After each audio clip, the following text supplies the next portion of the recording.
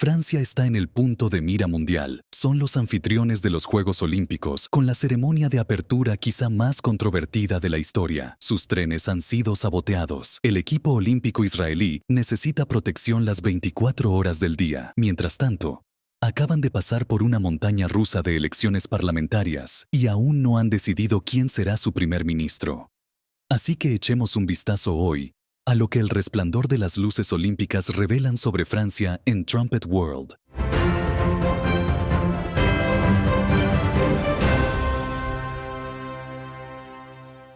Hola y bienvenidos a Trumpet World, un nuevo programa de video de TheTrumpet.com. Es un programa bisemanal en el que les traeremos las noticias mundiales más importantes. A lo largo de este programa, me acompañarán invitados de nuestro equipo de la trompeta y de otros lugares para ofrecerles una perspectiva global de las noticias más importantes, todo guiado desde una perspectiva bíblica. Ahora, los Juegos Olímpicos son a menudo una oportunidad para echar un buen vistazo profundo al país anfitrión, pero este año es un poco diferente.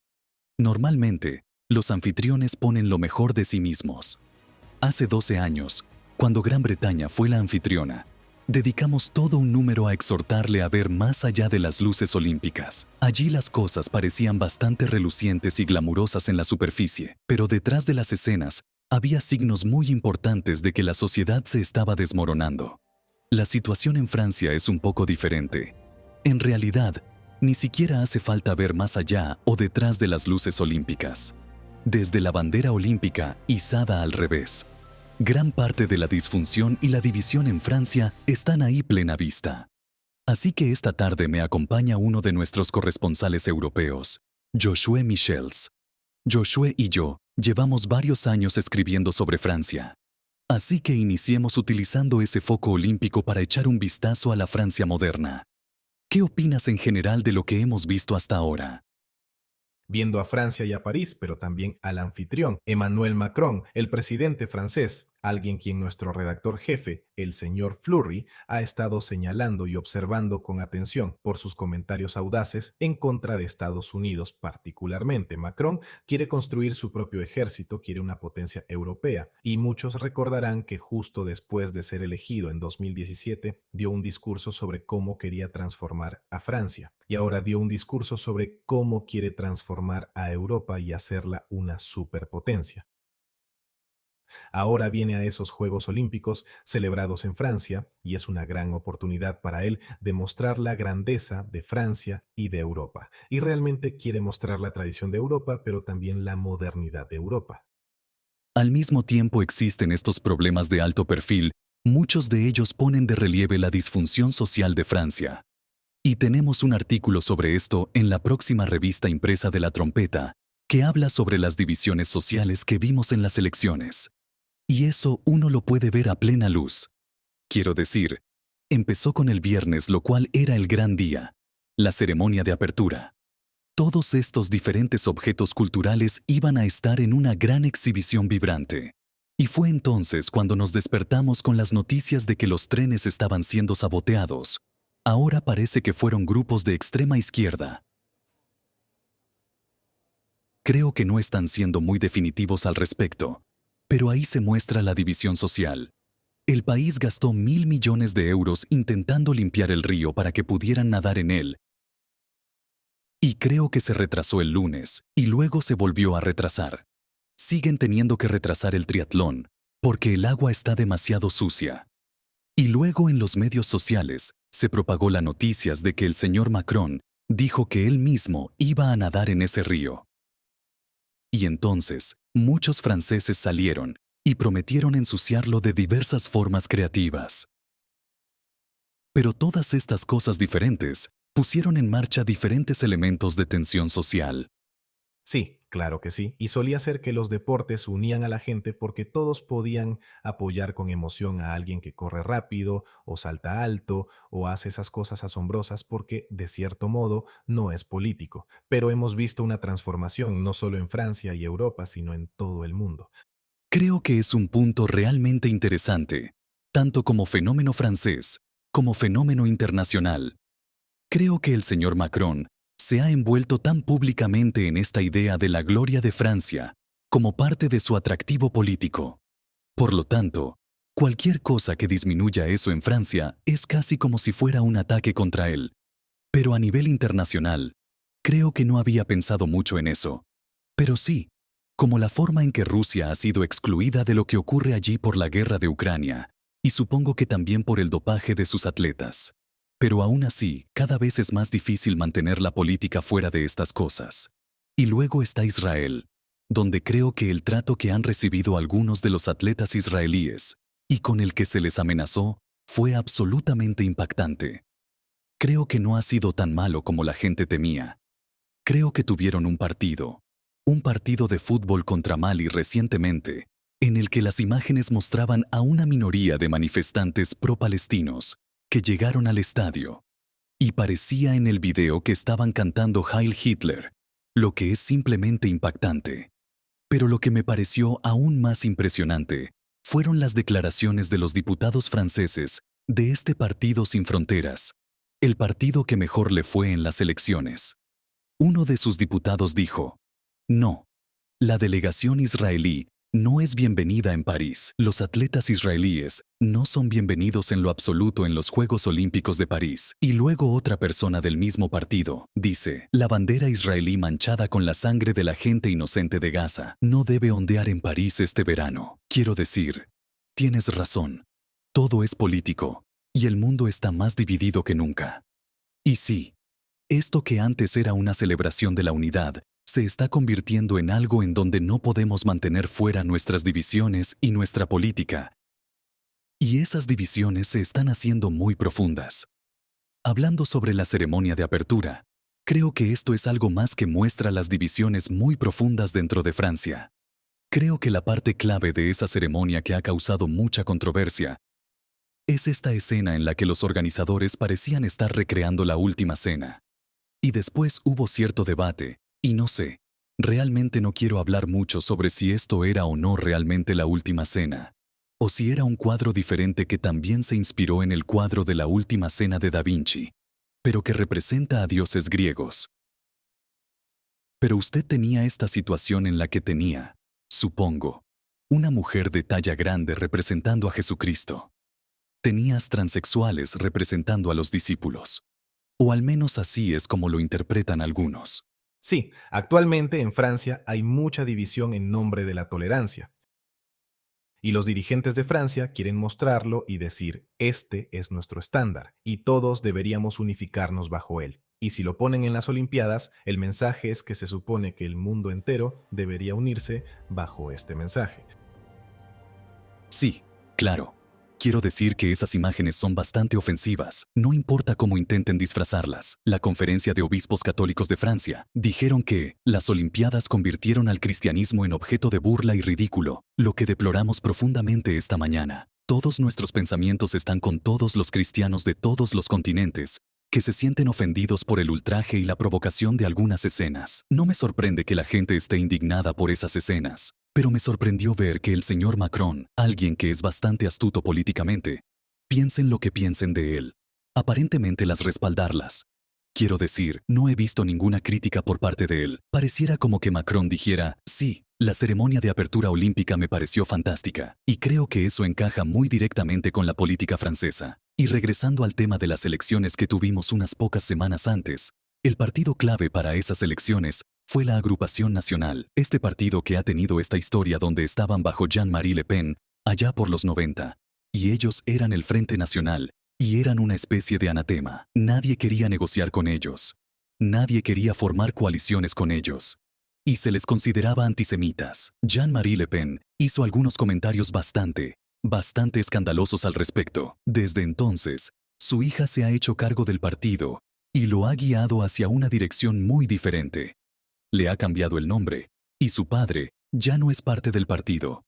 Pero aún así, hay mucha gente en la sociedad francesa ve esto, y se pregunta: ¿qué está pasando? ¿Es esto mercadotecnia o cosmética? ¿O este partido ha cambiado fundamentalmente? Ya no tienen el aspecto de antes, ni hablan como antes.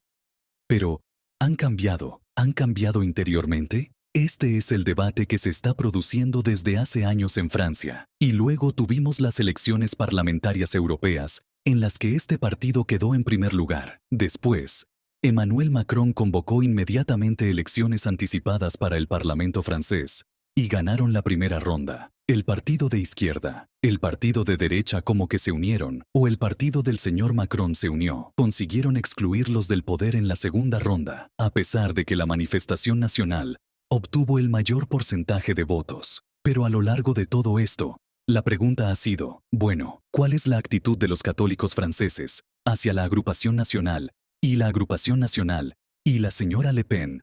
Ahora le han puesto mucho énfasis en tratar de ser el partido para los católicos franceses y defender el catolicismo dentro de Francia. Ahora muchos católicos ven esto con precaución, debido a antecedentes históricos. Sin embargo, tenemos la exhibición que hubo en las Olimpiadas, y esa ceremonia de apertura que parece estar respaldada y controlada por el señor Macron. Esto podría verse como un gran punto de inflexión, en el que muchos católicos franceses podrían decidir que la agrupación nacional es el menor de los males, y creo que podría ser un punto de inflexión importante. Ya hemos visto, e incluso con el señor Macron, que la Iglesia Católica desempeña un papel cada vez más importante en la política francesa, lo cual es bastante sorprendente porque Francia tiene algunos de los más estrictos muros de separación entre Iglesia y Estado, religión y política del mundo. Eso ya está cambiando. Sin embargo, esto podría representar un punto de inflexión en el papel que la Iglesia Católica desempeña dentro del Estado francés. Sí, es muy interesante observar, sobre todo si se tiene en cuenta cómo la sociedad está cimentando sus actitudes hacia ciertas cosas, ya sea contra la inmigración o contra los sentimientos LGBTQ o a favor del cambio climático, son cada vez más fuertes y la gente las apoya y se están radicalizando. El centrismo ya casi no se ve en el espectro político porque hoy en día hay que polarizar para ganar votantes. Pero ahora, como dijiste, hay un renacimiento de un movimiento católico más tradicional. Al mismo tiempo, hay movimientos en los que dicen, bueno, la Iglesia Católica es la que tiene que cambiar y el Papa Francisco está impulsando eso y otros lo están impulsando. Lo que me parece interesante, y es algo que se me acaba de ocurrir, es que algunos han comparado lo que vimos en París con una nueva Babilonia. Y si realmente piensa en esto, eso podría estar describiéndolo bastante bien, porque Babilonia ha sido la cuna de la civilización. Muchas de las cosas culturales que vemos se originaron allí. Muchas de las cosas que son modernas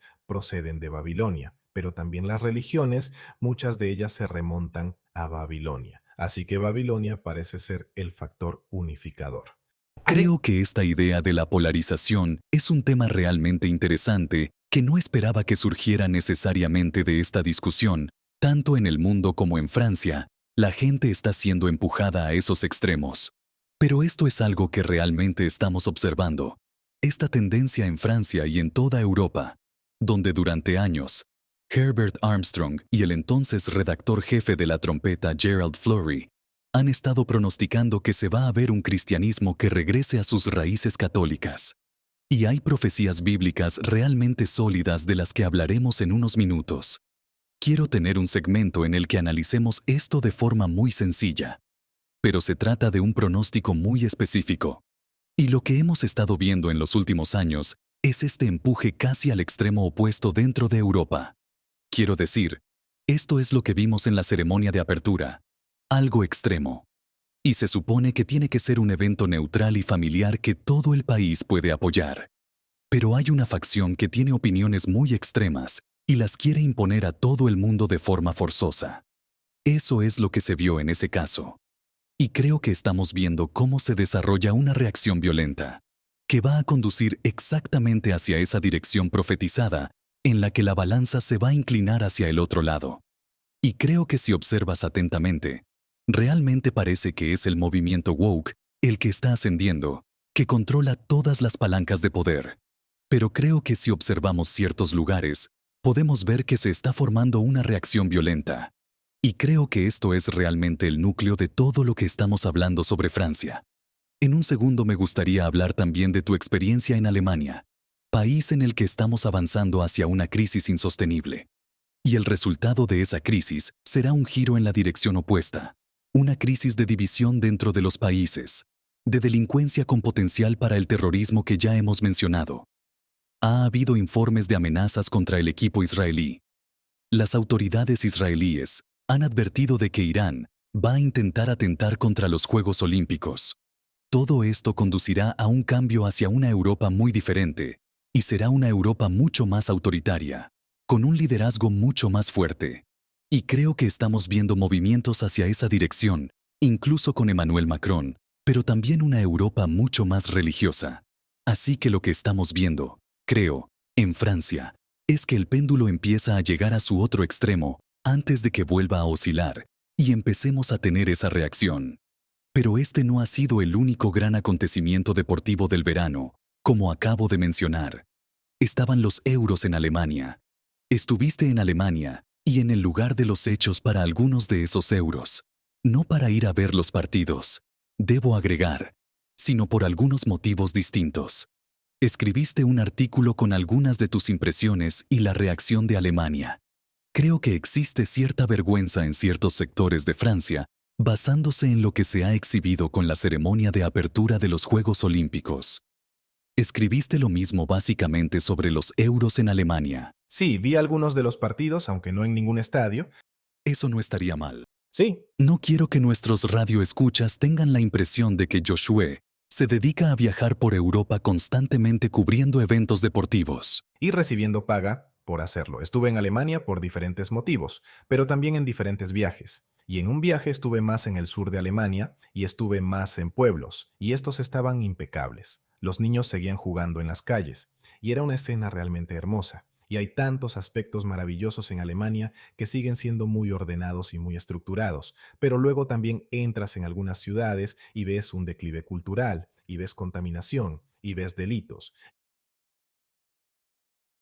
Y una de esas ciudades de la que he estado leyendo bastante, pero no me había dado cuenta de que había reservado un hotel justo en el centro de uno de esos puntos de crimen, estuve al otro lado de la estación principal de tren de Frankfurt unos días, unas semanas antes de eso. Y entonces llegué a un hotel al otro lado, y no podía creer lo que veían mis ojos. Toda la calle estaba llena de extraños y me sentí inseguro. Estaba allí con mi esposa y nuestra pequeña hija de menos de un año y no nos sentíamos seguros. Más tarde consulté las noticias y descubrí que creo que el propietario del hotel fue entrevistado por algunos medios de comunicación sobre lo que ocurría en la calle. Pero esencialmente allí hay muchos traficantes de drogas, mucha delincuencia. No vimos mucha presencia policial, pero es la principal estación de ferrocarril de Frankfurt y en ella se celebraban algunos de los Juegos del año 2024, lo que significa que muchos viajeros internacionales aterrizaron allí, salieron y fueron recibidos por una escena de criminalidad. Y leí que muchos británicos estaban asombrados. Estaban asombrados por lo que estaban viendo de lo que solía ser una Alemania, en la que se decía que las ciudades son ley y orden.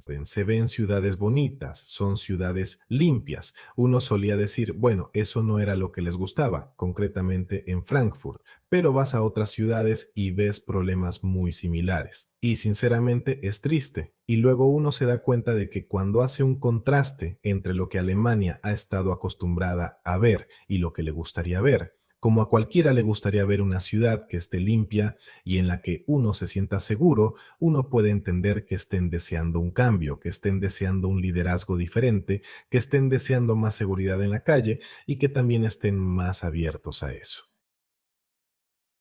Y vi, creo que fue en tu artículo, que Bild, un periódico muy popular en Alemania, estaba hablando de lo vergonzoso que era esto para Alemania, lo cual me llamó mucho la atención, porque el hecho de que Alemania organizara la Copa Mundial era un gran motivo de orgullo en aquel momento.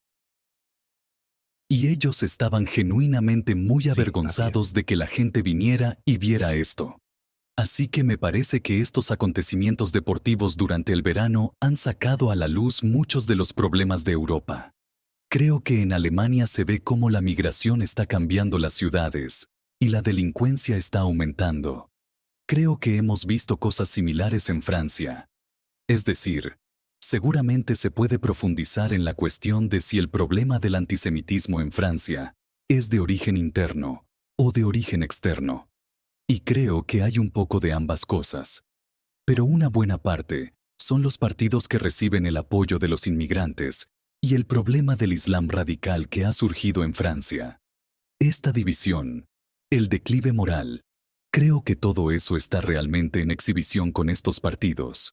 Pero para tener otra perspectiva de esto mientras analizamos el futuro de estos países, me gustaría invitar a participar en la discusión a Abraham Blondeau, miembro de nuestra oficina canadiense. Bueno, primeramente, buenas tardes, Abraham. Hola, gracias por recibirme en el programa. Sí, muchas gracias. Gracias por estar con nosotros. Ahora, estos Juegos Olímpicos pueden darnos una buena idea sobre un país y un buen vistazo general de ese país, pero también pueden hacer lo mismo sobre un periodo histórico. Y eso es lo que estamos haciendo. Como he aludido antes, estamos observando el surgimiento de un profetizado Sacro Imperio Romano que surge de la Unión Europea. Una vez más, es algo de lo que hablaré más detalladamente en breve. En el pasado, las Olimpiadas fueron una oportunidad para que la resurrección anterior de ese imperio se exhibiera ante el mundo y nos dijeron mucho sobre ese periodo de tiempo. Así pues, estas Olimpiadas muestran lo que realmente le falta a Francia y a toda Europa, y la especie de contraste entre estas dos Olimpiadas nos dice mucho sobre el estado de Europa. En eso se va a enfocar tu artículo, ¿cierto? Sí, eso es exactamente, y creo que el debate ha sido muy interesante. Y muchos de estos temas que tú y Josué han estado explorando realmente ponen de relieve que hay una rima con la historia que los acontecimientos modernos que estamos viendo desarrollarse en Francia con estas Olimpiadas, ese mismo tipo de sentimientos de fatiga con la clase dirigente, polarización, frustración, todos esos temas ya estaban presentes con la anterior resurrección del Sacro Imperio Romano. Y de lo que estamos hablando es de las Olimpiadas de 1936 en Berlín. Y así, si puedes ver cualquier imagen de estos Juegos Olímpicos para nosotros en esta era moderna, teniendo el beneficio de la retrospectiva, parecen casi distópicas. Parecen casi demasiado difíciles de creer, donde en las ceremonias de apertura tienes las banderas rojas con la esvástica colgando justo al lado de las banderas olímpicas. Tienes durante la marcha olímpica, cuando todas las naciones desfilan, saludan a Adolfo Hitler, y es algo que nos parece tan poco natural, pero en ese momento, en las Olimpiadas de 1936, todas estas naciones las Olimpiadas eran una gran oportunidad para Hitler de mostrar el Tercer Reich, o como él y su ministro jefe de propaganda allí, José Goebbels, realmente querían utilizar las Olimpiadas para mostrar el renacimiento de Alemania. Así que después de la Segunda Guerra Mundial, esa Alemania se sintió bastante humillada. Y este fue un gran momento en el que el régimen de Hitler se legitimó, se hizo legítimo a los ojos del mundo. Y así todas estas naciones vinieron a Berlín e iba a mostrar el renacimiento de Alemania después de décadas de debilidad y un estigma por haber perdido la Primera Guerra Mundial. Iban a ver una nueva Alemania, una Alemania fuerte, segura de sí misma, renacida, que podía deslumbrar al mundo. Y eso es exactamente lo que Hitler intentó hacer en las Olimpiadas de 1936. Creo que es un punto de contraste interesante. Incluso, otro papel que pueden desempeñar los Juegos Olímpicos es como reflejo y cómo influyen en la autoimagen de una nación, porque creo que es realmente interesante contrastar el papel y la imagen que Alemania tenía de sí misma en 1930 en comparación con Francia, donde, y de nuevo, creo que es un área en la que existen paralelismos interesantes para hoy, donde, sobre el papel, Francia era el país más fuerte. Creo que si nos fijamos en casi todas las estadísticas de la década de 1930, desde luego en lo que se refiere a cosas como la fuerza militar, Francia era considerada la potencia superior. Pero al mismo tiempo, había una innegable confianza en sí misma dentro de Alemania bajo Adolfo Hitler que no existía en Francia. Y esta era una época de la Francia de los años 30 de profunda división. Es decir, Francia en esta época sigue teniendo un imperio. El sol nunca se pone en el imperio francés en este momento. Tiene 80 millones de habitantes, cubriendo 4 millones de millas cuadradas de territorio en ese imperio. 1936 es el mismo año en que Léon Blum se convierte en el primer líder socialista de Francia.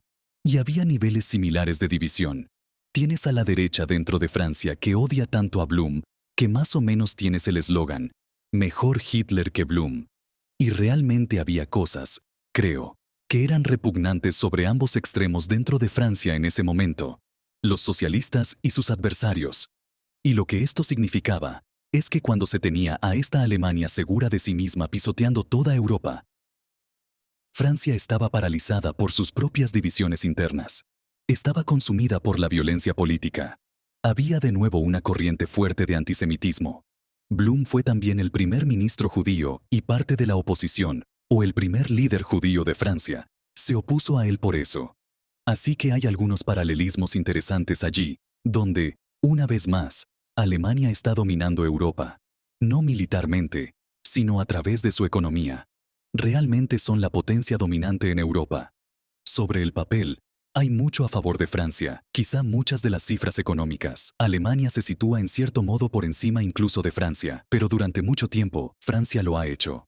Francia, hasta hace bastante poco, gastaba más en su ejército. Francia parece que estaría en muy buena posición para construir una coalición de otros países como España e Italia, y potencialmente incluso para poder imponer su voluntad a Alemania. Pero no se oponen fundamentalmente a Alemania porque están muy divididos. Así que creo que hay, 1936, tiene algunos interesantes paralelismos allí. Pero en tu artículo, creo que dice más o menos de cómo estas Olimpiadas muestran realmente lo que Europa necesita hoy en día. Sí, exactamente. Y solo añadir un punto ahí es interesante porque hace 100 años París celebró las Olimpiadas en 1924 y se suponía que iba a ser esta enorme exhibición de la cultura francesa. Y lo fue, creo que fueron unas Olimpiadas muy exitosas. Pero Alemania lo hizo todo más grande y mejor en 1936. Y nadie recuerda realmente las Olimpiadas de 1924 en París, las Olimpiadas de Berlín. Realmente modernizaron las Olimpiadas.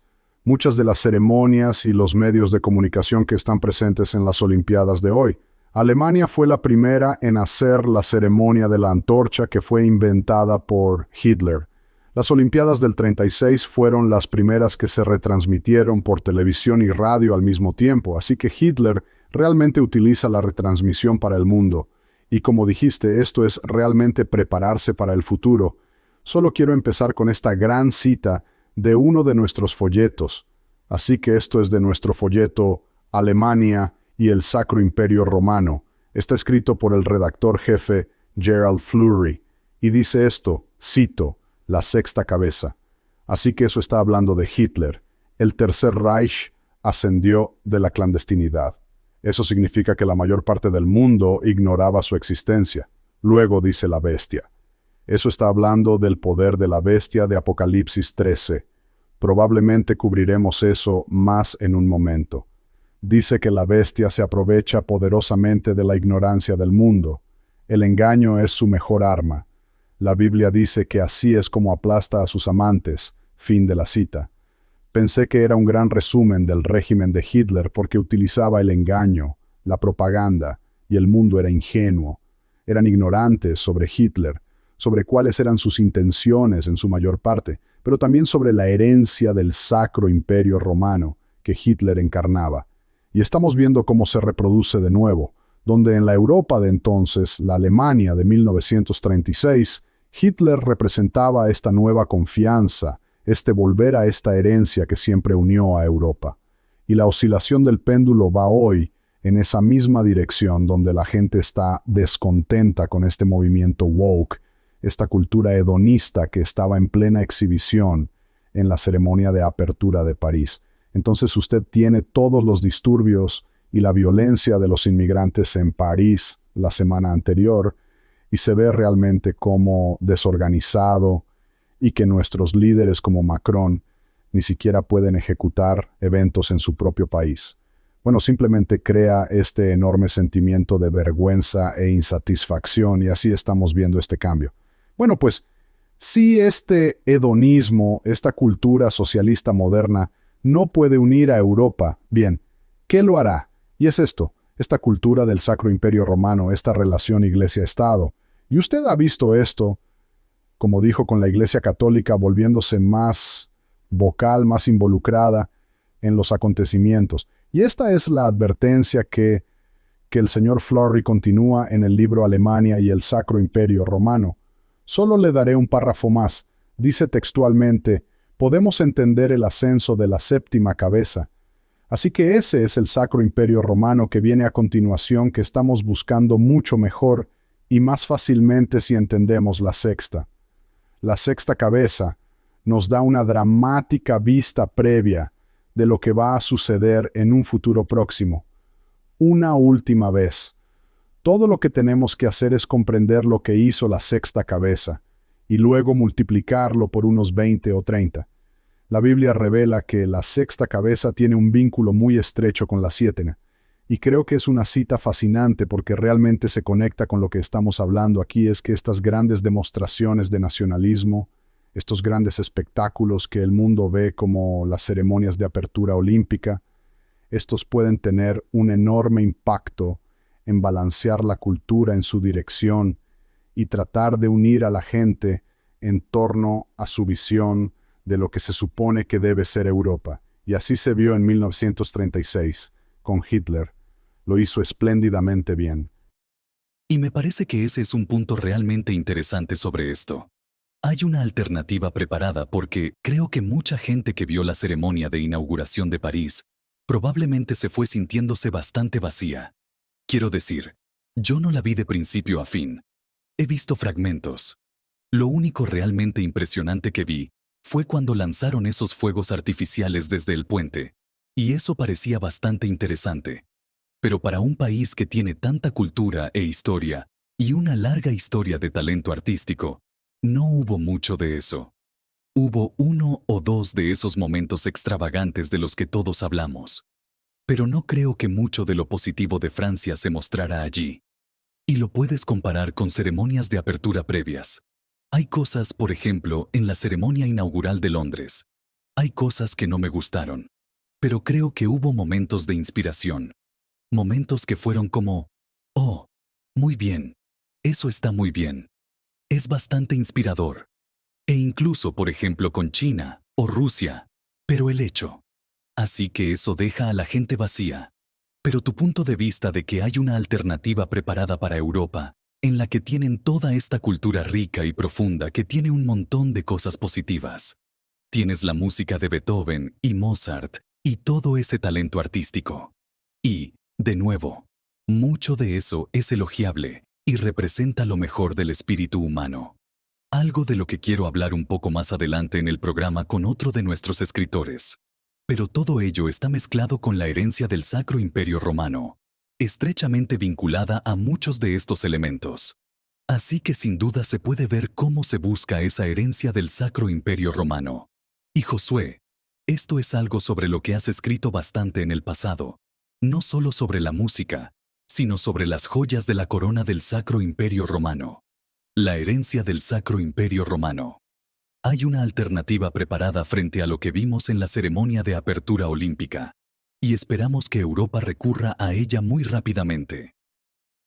En la reconstrucción de Notre Dame, vimos algo de ese factor unificador en Francia, donde todos se unieron para apoyar esa herencia católica, pero hay otro aspecto del Sacro Imperio Romano en el que la izquierda y la derecha pueden unirse, porque el Sacro Imperio Romano se oponía firmemente a un dominio británico. Desde el principio se opusieron a la creciente potencia estadounidense. Obviamente no pudieron impedir algunas de esas cosas, pero eso es lo que su video publica. Eso es lo que el video de Hitler publica también. Así que si lo analizamos desde esa perspectiva, el Sacro Imperio Romano tiene algo en lo que la gente se puede unir para decir que Europa tiene que levantarse Sabemos que la Iglesia Católica se unirá, pero será ese imperio unificador que se opondrá o suplantará para ser más grande que esos otros imperios. Así que esa es probablemente la visión que los unirá, y eso es lo que vemos en el extremismo izquierdista que se opone al capitalismo estadounidense o en los extremistas de derecha que se oponen a otros aspectos de Estados Unidos, donde ves ese factor unificador que también estaba presente en el Sacro Imperio Romano. Creo que es un gran punto, que esto viene con una visión cultural diferente, pero esa visión cultural viene con consecuencias de política exterior y realmente una especie de visión completa del imperio europeo que ve un papel muy diferente en el mundo para Francia y para Europa. Y creo que es un buen punto de partida para lo que quiero tratar a continuación, sobre el papel de Francia en la Biblia y lo que la Biblia nos dice sobre lo que le espera a Europa. Así que, Josué, Abraham, muchas gracias por acompañarnos hoy y vamos a echar un vistazo a lo que la Biblia tiene que decir sobre el papel de la Francia moderna y la Europa moderna. ¿Qué dice la Biblia sobre la Francia moderna? En todo el mundo, millones de personas creen que Dios interviene personalmente en sus vidas. Oran a Dios, le hacen partícipe de los grandes hitos de sus vidas. Pero si Dios está involucrado en la vida de los individuos, si Él escucha sus oraciones, entonces, está involucrado en la vida de las naciones. ¿Interviene en los acontecimientos mundiales? Por supuesto que sí. En Daniel 4 y versículo 17, por ejemplo, Dios dice que gobierna en el reino de los hombres, que selecciona a los líderes.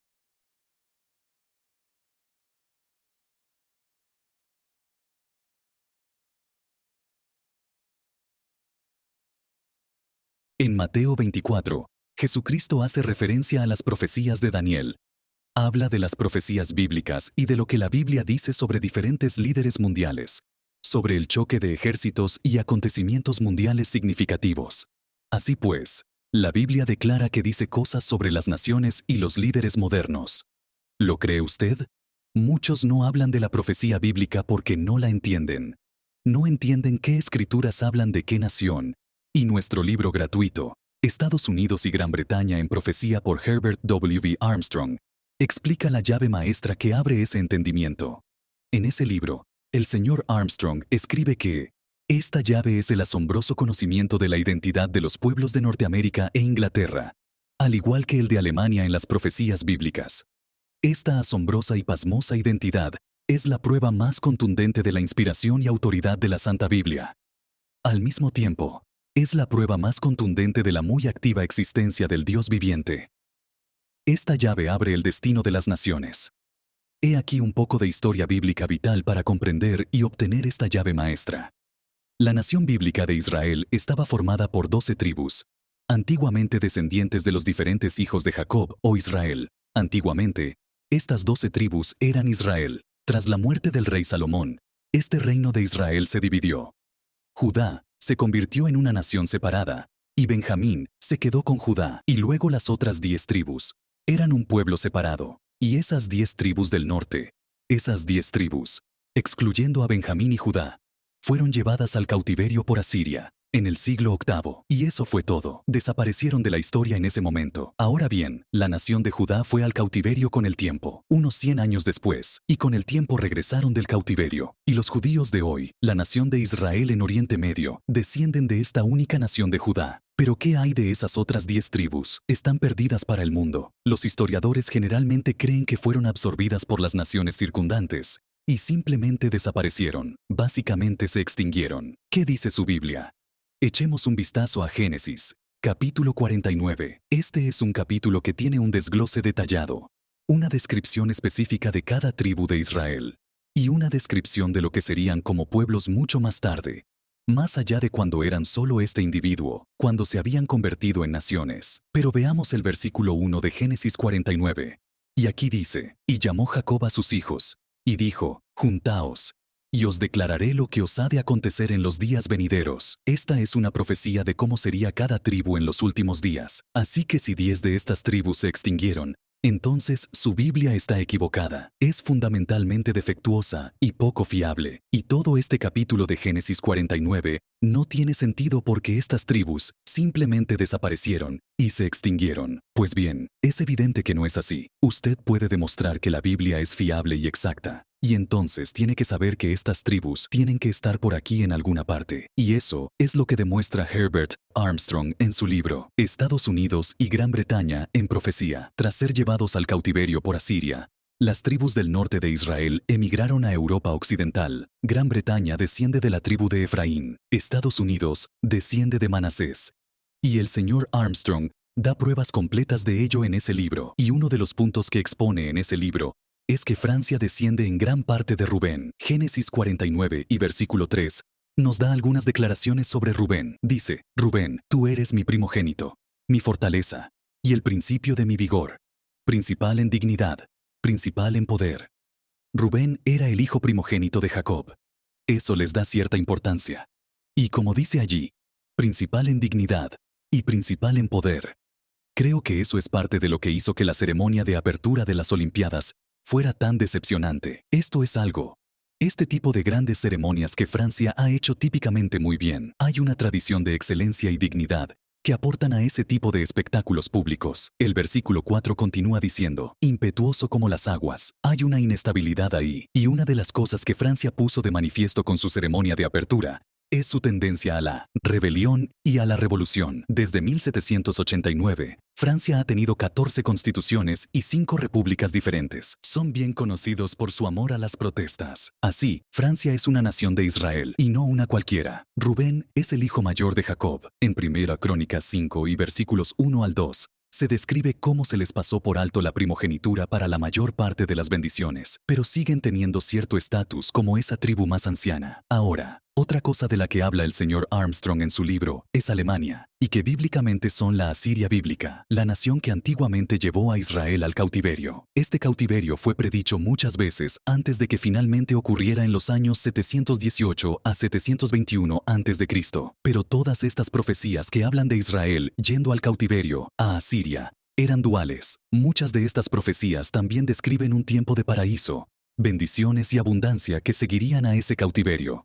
Y eso no ocurría antiguamente, porque esas profecías eran sobre un cautiverio en el tiempo del fin bajo Asiria, del tiempo del fin. Las naciones modernas de Israel van a ser nuevamente tomadas cautivas por Alemania. ¿Dónde deja eso a Francia? Bueno, hemos estado examinando el primer libro de la Biblia. El último libro de la Biblia nos da más detalles sobre este poder dirigido por Alemania en los últimos tiempos. El capítulo 17 de Apocalipsis y el versículo 3 describen a una mujer sentada sobre una bestia. En el libro de Daniel, una bestia se utiliza para describir grandes imperios, y es el mismo simbolismo aquí en el capítulo 17 de Apocalipsis. Es un imperio, pero aquí está dirigido y guiado por una mujer. Eso es una iglesia, si dejamos que la Biblia interprete su propio simbolismo. Así que aquí tenemos un imperio dirigido por una iglesia masiva y políticamente conectada. Se refiere claramente al Sacro Imperio Romano en Europa, dirigido por la Iglesia Católica. El versículo 10 de Apocalipsis 17 dice, y son 7 reyes, 5 de ellos han caído, uno es, y el otro aún no ha venido. Y cuando venga, es necesario que dure breve tiempo. Así que el Sacro Imperio Romano se levanta y cae. Hay una secuencia de reyes.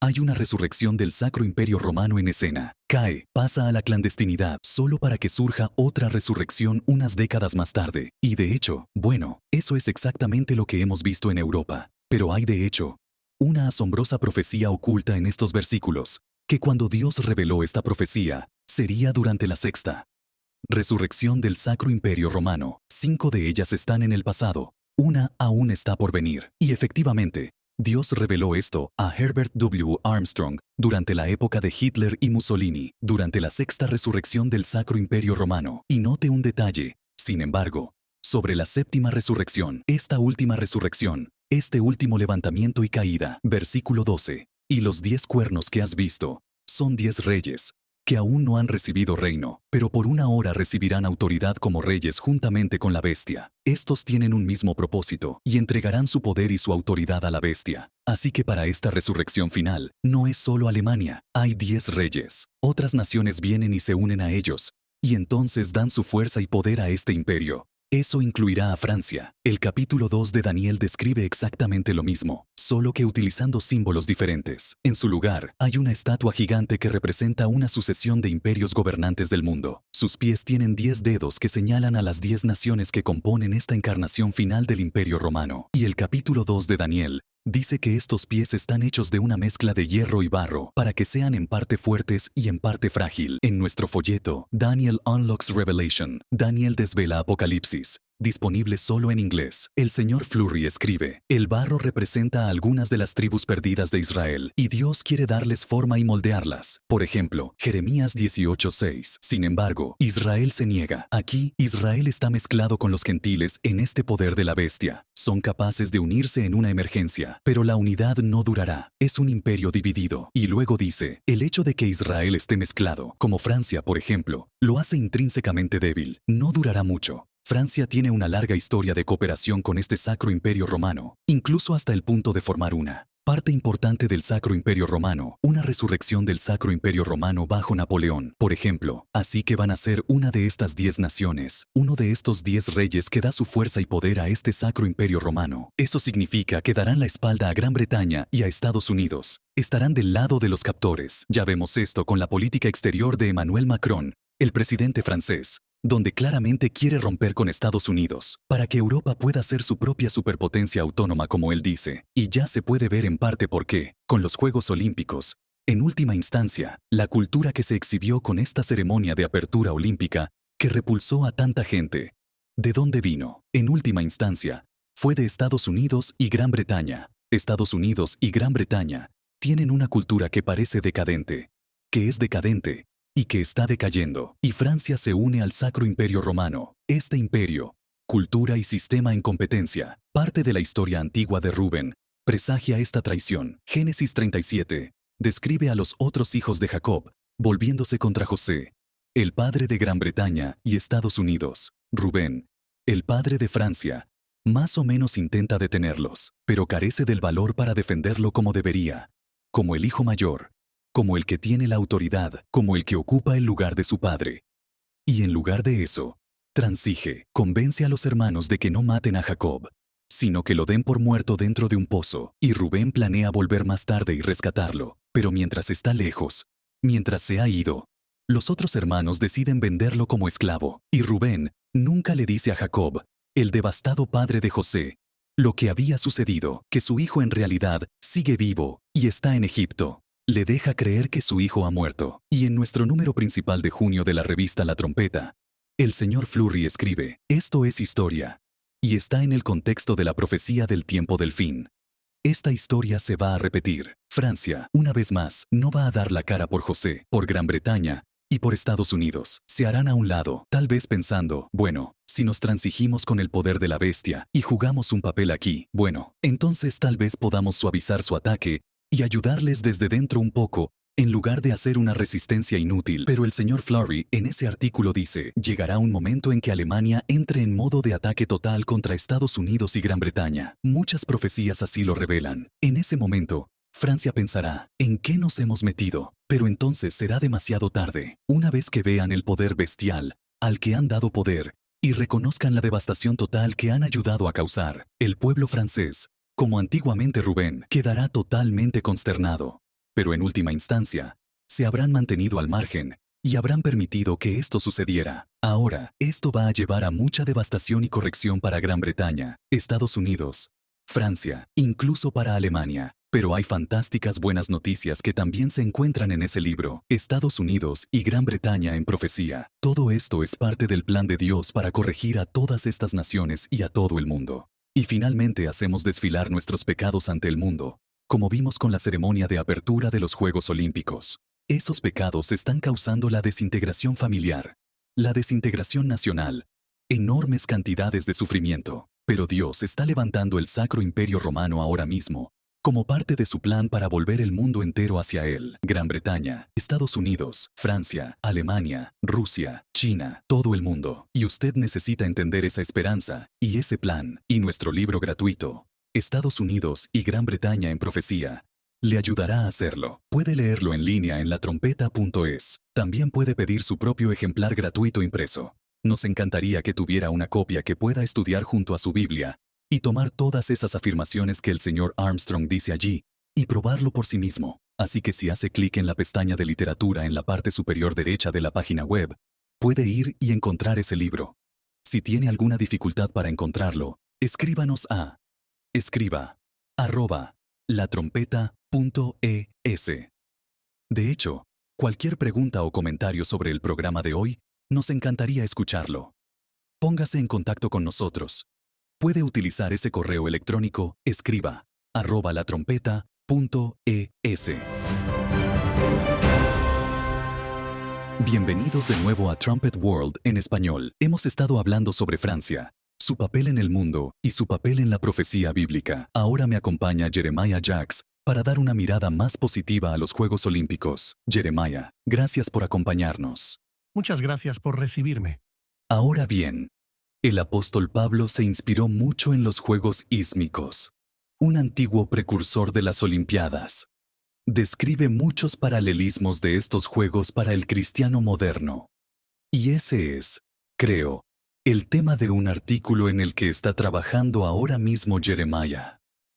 Sí, así que ahora mismo, en París, en pistas y trampolines, en piscinas y tramos de río, en colchonetas de lucha y en el velódromo, los mejores atletas del mundo están compitiendo entre sí y están, como tú has dicho, participando en una tradición que se remonta a milenios atrás. Los Juegos Olímpicos comenzaron allá por el siglo VIII a.C. en Olimpia, Grecia, y desde entonces han captado la atención de los entusiastas del deporte y de casi cualquier persona que los haya visto. Los Juegos modernos trascienden los mercados deportivos típicos y cautivan la atención mundial como pocas cosas pueden hacerlo. Y eso se debe, en parte, a que dan a los espectadores la sensación de estar conectados con una comunidad global, y en parte a que ofrecen una especie de microcosmos fascinante de rivalidades y competiciones nacionales. Pero la razón principal por la que tantos ven el deporte con tanto entusiasmo es simplemente para ver el puro atletismo, los niveles inigualables de atletismo inspirador que despliegan. Ya en la antigua Grecia, los olímpicos se esforzaban por emular los rasgos de los guerreros homéricos. Muchos de estos primeros participantes vivían en tiempos de paz, pero se inspiraban en las historias que habían oído sobre la fuerza de Áyax y la velocidad de Aquiles, el vigor de Ulises y el arete, que significa excelencia y determinación de hombres como Diomedes. Así que el deseo de los antiguos griegos de demostrar este tipo de ideales guerreros, incluso en tiempos de paz, llevó a muchos de ellos a competir en las Olimpiadas, y allí, mediante hazañas deslumbrantes, perseguían la gloria en el campo del atletismo en lugar del campo de batalla. Ahora, en nuestra era moderna de tecnología, los atletas se esfuerzan realmente por eclipsar los récords contra el cronómetro y contra la cinta métrica, y por supuesto, siguen persiguiendo la excelencia precisa y exacta. Su búsqueda de la excelencia les enfrenta no solo a sus competidores contemporáneos, sino también a todos los atletas que han vivido y batido récords antes que ellos. Esta ambiciosa persecución no puede emprenderse sin grandes cantidades de arete. La búsqueda de este tipo de atletismo de élite es muy inspiradora de ver, y la Biblia en realidad se basa en esto para enseñar a los cristianos algunas lecciones profundas. Allá por el siglo I después de Cristo, cuando el apóstol Pablo escribía sus epístolas, los Juegos Olímpicos eran enormemente populares, y la familiaridad de Pablo con diversos deportes de competición dio lugar a algunas de sus analogías más eficaces. Cada 4 años se celebraba en ese estrecho istmo de Corinto un conjunto de juegos llamados los Juegos Ísmicos que mencionó hace un momento. El comentario de Jameson, Fawcett y Brown señala que las analogías deportivas de Pablo habrían sido especialmente impactantes para los miembros de la Iglesia en Corinto, solo porque estos Juegos Olímpicos, estos Juegos Ístmicos, tenían lugar allí. El comentario dice: los Juegos Ístmicos eran para los griegos más bien una pasión que una mera diversión. De ahí su idoneidad como imagen de la seriedad cristiana. Estas competiciones eran un tema de orgullo patriótico para los corintios, que vivían en las inmediaciones. Fin de la cita. Así que el apóstol Pablo conocía bien los Juegos y su enorme popularidad, y dijo a los miembros de la Iglesia de Corinto que la vida de un cristiano es similar a la búsqueda de la victoria que veían en los corredores que competían en estos juegos. En 1 Corintios 9:24 escribió: ¿No sabéis que los que corren en el estadio, todos a la verdad corren, pero uno solo se lleva el premio? Corred de tal manera que lo obtengáis. Fin de la cita. Pablo también señaló que lo que está en juego para un aspirante a cristiano es mucho, mucho mayor que lo que está en juego para un atleta. El versículo 25 dice: ellos, a la verdad, para recibir una corona corruptible, pero nosotros, una incorruptible. Así que está recalcando que los olímpicos lo único que realmente reciben es algún premio que con el tiempo se convertirá en polvo, pero que un cristiano se esfuerza por la vida real que dura para siempre. Pablo continuó explicando que se esforzaba al máximo para no fracasar en su intento de conseguir esa corona incorruptible de la vida eterna. En los versículos 26 y 27 escribió: así que yo de esta manera corro, no como a la aventura, de esta manera peleo, no como quien golpea el aire. 27, sino que golpeo mi cuerpo, y lo pongo en servidumbre, no sea que habiendo sido heraldo para otros, yo mismo venga a ser eliminado. Así que estos pasajes son solo algunos de aquellos en los que el apóstol Pablo señalaba a sus hermanos cristianos como los mejores atletas de su época. Era una analogía que empleaba a menudo, porque estos atletas, al igual que los contendientes de hoy en París, rebosaban pasión, celo y un arraigado deseo de demostrar arete en su deporte, verdadera excelencia y carácter, aunque para ello tuvieran que someter sus cuerpos con los más arduos regímenes de entrenamiento y autodisciplina. La Biblia deja claro que el celo es fundamental en la vida de un cristiano. Puede verlo en pasajes como Isaías 59 y versículo 17, y deja claro que la autodisciplina es una necesidad absoluta para alguien que se esfuerza por vivir como Cristo. Proverbios 25-28 también revela eso. La Biblia también revela en pasajes como Colosenses 3:23 que los cristianos deben esforzarse por invertir profundamente su corazón en todo lo que hacen. Y muestra en lugares como Mateo 5:48 que deben esforzarse por llegar a ser perfectos. Y luego Filipenses 4, verso 4, muestra que un cristiano debe hacer todo esto con alegría. Ahora bien, es cierto que las competiciones olímpicas pueden convertirse a menudo en ese microcosmos de rivalidades entre naciones, y puede sacar a relucir el egoísmo y la agresividad de los atletas. Pero este atletismo de clase mundial también puede ocasionar el celo y la pasión más nobles, y puede mostrar las alturas que el espíritu humano es capaz de alcanzar. Así que si se une a los cientos de millones de personas que están viendo los Juegos Olímpicos de París, espero que contemple la autodisciplina que se requiere para que estos atletas hayan logrado tal dominio sobre sí mismos y reflexione sobre el esfuerzo que realizan en su búsqueda de la excelencia y de una medalla, y considere los paralelismos espirituales. Muchas gracias por eso, Jeremiah. Creo que es una gran perspectiva que hay que tener al ver esos juegos. Hay tantas historias que rebosan de lecciones para la vida cristiana. Quiero decir, solo entrar en esto, mirando algunas de las historias con este tipo de perspectiva. No suelo ser un fan de los deportes, honestamente, pero esto me ha hecho pensar, bueno, tal vez tengo que investigarlo un poco más. No sé si vieron el relato del británico Tom Pidcock en las carreras de bicicleta de montaña, que fue medalla de oro en Japón el año pasado. Iba en bicicleta de montaña. Este año es, creo, un recorrido de 2,7 millas, 8 vueltas. Va por la mitad. Está en la cuarta vuelta. Se le puncha la llanta.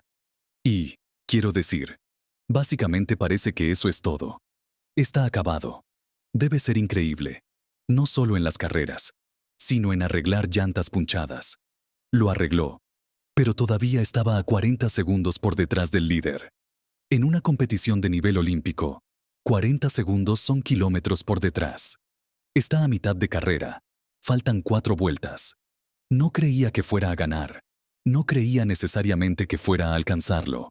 pero simplemente dijo, bueno, es una lucha, y solo tienes que ir a por ello. Y eso es lo que hizo. Iba 40 segundos por detrás, puso toda su lucha en ello. En la última vuelta, perseguía al líder por unos pocos segundos. Aún parecía que no podía pasarlo. Tomó una ruta inusual alrededor de un árbol. Usó eso para ponerse en cabeza. Se llevó la medalla de oro. Quiero decir, fue un momento absolutamente increíble. Pero de nuevo, como tú has dicho, creo, su perspectiva en mente. Quiero decir, qué lección para nosotros. Que hay veces que puede parecer que estás abajo y fuera. ¿Qué sentido tiene seguir adelante? El oro se ha ido. El premio se ha ido. Es imposible. Pero él simplemente se levantó, siguió pedaleando, no se rindió, y tuvo esta increíble remontada. Así que muchas gracias por ayudarnos a ver todos estos diferentes acontecimientos deportivos. Con eso en mente, Jeremiah. Muchas gracias por recibirme. Bueno, esto es todo para lo que tenemos tiempo hoy en Trumpet World. Muchas gracias por acompañarnos. Gracias a George Haddad y a Isaac Lawrence por la ingeniería y la producción. Volveremos el viernes. Y hasta entonces, sigan vigilando su mundo.